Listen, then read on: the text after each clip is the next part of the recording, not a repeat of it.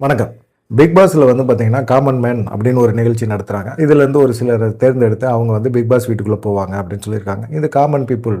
இவங்க வந்து பிக் பாஸை இதுவரைக்கும் பார்த்து ரசிச்சவங்க, பிக் பாஸ்க்காக கமெண்ட் பண்ணவங்க அப்படின்னு சொல்றாங்க. ஆனா பார்த்தீங்கன்னா, இதிலேயே ஃப்ராடு வேலை ஏகப்பட்ட வேலை நடக்குது அப்படின்னு சொல்லி நெறைய பேர் சொல்ல ஆரம்பிச்சிருக்காங்க. சோசியல் மீடியால யார் பெரிய அளவுல இன்ஃப்ளூயன்ஸா இருக்காங்களோ அவங்கள தான் இவங்க தேர்ந்தெடுக்கிறாங்க அப்படிங்கிறது எல்லாத்துக்கும் தெளிவா தெரிஞ்சு போச்சு. இதில வந்து பார்த்தீங்கன்னா, இப்போ ஒரு பெண் வந்து அவங்க வந்து நைட்டி போட்டு தான் சோசியல் மீடியாவில் வந்து சில விஷயங்கள்லாம் செய்வாங்க. சோசியல் மீடியாவில் அவங்க பேசுவாங்கன்னு வச்சுக்கங்களேன். அவங்க என்ன செஞ்சுருக்காங்க, நைட்டி போட்டால் தான் அவங்களுடைய அடையாளமே அப்படிங்கிற மாதிரி பிரியவர்சினி அப்படிங்கிறவங்க, அவங்க என்ன செஞ்சுருக்காங்க, பிக் பாஸ் டீம்கிட்ட வந்து நான் நைட்டி போட்டுகிட்டே வந்து போட்டியில் கலந்துக்கலாமா அப்படிங்கிற ஒரு கேள்வி கேட்டிருக்காங்க. கலந்துக்கங்களேன், அதனால் என்ன தப்பு இருக்குது? நீங்கள் இப்படி தான் உங்களுடைய அடையாளம் இருக்குது அப்படின்னா நீங்கள் நைட்டியோட வந்துடலாம், ஒன்றும் பிரச்சனை கிடையாது. நீங்கள் காமன் மேனுக்கு அப்படியே வந்து கலந்துக்கங்க அப்படின்னு சொல்லியிருக்காங்க. பிரியவர்சினி என்ன செஞ்சுருக்காங்க, சரி பிக் பாஸ் டீமே சொல்லிட்டாங்க நைட்டியோட வாங்கன்னு சொல்லிட்டு. அவங்க பஸ் ஏறி வராங்கன்னு வச்சுக்கோங்க. பஸ் ஏறி வரும்போதெல்லாம் நைட்டியோடயா பஸ் ஏறி வந்திருப்பாங்க? அப்படிலாம் கிடையாது. சிலை கட்டிட்டோ இல்லை சுடிதார் போட்டு தான் வந்திருப்பாங்க. இங்கே வந்து பிக் பாஸ் செட்டுக்கு வந்த பிறகு அவங்க நைட்டி போட்டிருப்பாங்க. நைட்டியை போட்டுட்டு அந்த நைட்டியோட கலந்துட்டு இருப்பாங்க.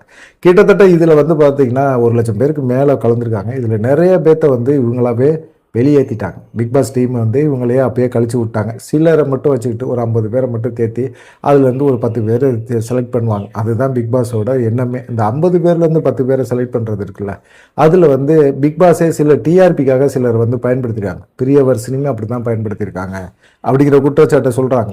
ஏன்னா பிரியவர்சினி வந்து அவங்க இன்ஸ்டாவில் வந்து நைட்டியோட தான் வீடியோ போடுவாங்க, நைட்டியோட தான் பேசுவாங்க. அப்படிங்கும்போது அந்த விஷயத்துக்காக ஓகே சொன்ன விஜய் டிவி உள்ளே வந்த பிறகு இவங்க என்ன செய்கிறாங்க, ஆடிஷனுக்கு வந்துட்டாங்க. ஆடிஷனில் வந்தோன்னா ஆரி இருக்கிறாரு, ராஜ் இருக்கிறாப்புல, ஓவியா இருக்குது, மாயா ஹோஸ்டாக இருக்குது. இவங்கெல்லாம் வந்து பேச ஆரம்பிக்கிறாங்க.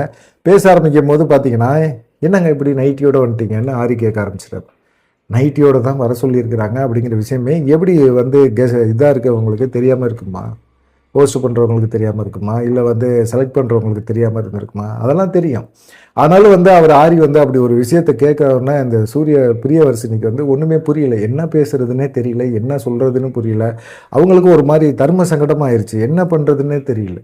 அது இல்லாமல் வந்து டிஆர்பிக்காக எதை வேணாலும் நீங்கள் பண்ணுவீங்களா அப்படிங்கிற மாதிரி இவங்களுக்கு தெரிஞ்சிச்சு. அது இல்லாமல் ஆரி வந்து கொஞ்சம் எக்ஸ்ட்ரீமாக போயிட்டார். நம்ம வந்து பிறக்கும்போது நிர்வாணமாக தான் பிறக்கிறோம். அதுக்காக நிர்வாணமாகவே தொடர்ந்து வளர்ந்துக்கிட்டே இருக்குமா? நீங்கள் நைட்டி போட்டு இன்ஸ்டாவில் வந்து நீங்கள் ரீல்ஸ் போடுறீங்க, இல்லை ஏதோ பண்ணுறீங்க அப்படிங்கிறதுக்காக நீங்கள் நைட்டி போட்டுகிட்டே வரலாமா, ஷோக்கு வரலாமா? இது எப்படி இதை ஏற்றுக்க முடியும் அப்படிங்கிற மாதிரி ஒரு கேள்வியை வேற கேட்டு விட்டாங்க. இது வந்து இந்த பிரியவர்சினி எதிர்பார்க்காதது. இது விஜய் டிவியும் வந்து இதை பெருசாக வந்து எடுத்துக்கவே இல்லை. ஒரு டிஆர்பிக்காக ரெட் கார்டு கொடுத்துட்டீங்க, அவங்கள வந்து சேர்க்கலை அப்படிங்கிறத தாண்டி ஒரு பெண்ணை எப்படி டிவி சேனலில் வச்சு நீங்கள் அவமதிச்சிங்க அப்படிங்கிற குற்றச்சாட்டை வந்து பிரியவர்சினி வைக்கிறாங்க. வர சொன்னீங்க, நைட்டியோட வர சொன்னீங்க. இல்லை நைட்டியோட நான் உள்ளே இருந்து செட்டில் இருந்து உள்ளே வரும்போதே நீங்கள் என்ன சொல்லியிருக்கணும், நைட்டியோட போகாதீங்க அப்படின்னு சொல்லியிருக்கணும். இல்லை இதுதான் என்னுடைய அடையாளம்னு சொன்னால் கூட, இல்லைங்க எங்கள் விஜய் டிவிக்குன்னு ஒரு மரியாதை இருக்குது, மானம் இருக்குது, அதுக்கெல்லாம் நாங்கள் மார்க்கெட்டிங் பண்ண முடியாது அப்படின்னு சொல்லி நீங்கள் அது மாதிரி சொல்லியிருந்தா அவங்க அப்பயே சுடிதார் போட்டுட்டு வந்திருப்பாங்க. நைட்டியோட அவங்கள அனுப்பிச்சி விட்டுட்டு அங்கே வச்சு ஆரியை வச்சு நீங்கள் வந்து ஒரு பெண்ணை வந்து கேவலப்படுத்துறீங்க. பிக் பாஸில் வந்து கலந்துக்கிறது அப்படிங்கிற ஒரு விஷயத்த வந்து கலந்துக்கணும் அப்படின்னு ஆசைப்பட்டதுக்காக அவமானப்படுத்துவீங்களா அப்படிங்கிற கேள்வியை வந்து பிரியவர்சினி கேட்டுக்கிட்டு இருக்காங்க. சரி, இதில் வந்து ஆரி, ஓவியா, மாயா எல்லாத்துக்குமே வந்து இந்த விஷயம் தெரியும். அங்கே நடந்த கலந்துரையாடல் எல்லாமே இருக்குது. ஆனால் விஜய் டிவி என்ன செய்வாங்கன்னா, கட் பண்ணி ஒட்டி எல்லா விஷயங்களையும் நிறையா விஷயங்களை வந்து அப்படி தான் சேர்த்து ஒளிபரப்பு பண்ணுவாங்க. அப்படி பண்ணாதீங்க. டெலிகாஸ்ட் பண்ணுறீங்களா, ஒட்டு மொத்தமாக அங்கே நடந்த சம்பவங்களை அப்படியே ஒளிபரப்பு பண்ணுங்க.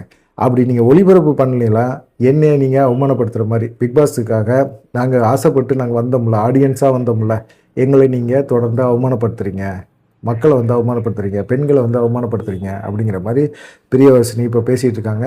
பிக் பாஸ் வந்து அந்த காமன் மேன் வந்து கண்டிப்பாக ஆரி முதற்கொண்டு எல்லாருமே வந்து என்கிட்ட மன்னிப்பு கேட்கணும் அப்படிங்கிற மாதிரி பிரியவர்சினி பேசியிருக்காங்க. நீங்கள் என்ன நினைக்கிறீங்க? பிரியவர்சினி பேசுனது சரியா? பிரியவர்சினி இப்படி அவமானப்படுத்துனது சரியா? ஏன் காமன் மேனில் இப்படியெல்லாம் நிறைய குற்றச்சாட்டுகள் நடக்குது அப்படிங்கிறத மறக்காமல் கமெண்ட் பண்ணுங்கள். நன்றி, வணக்கம். தொடர்ந்து நம்ம சேனலுக்கு சப்ஸ்கிரைப் பண்ணி, லைக் பண்ணி, கமெண்ட் பண்ணுங்கள்.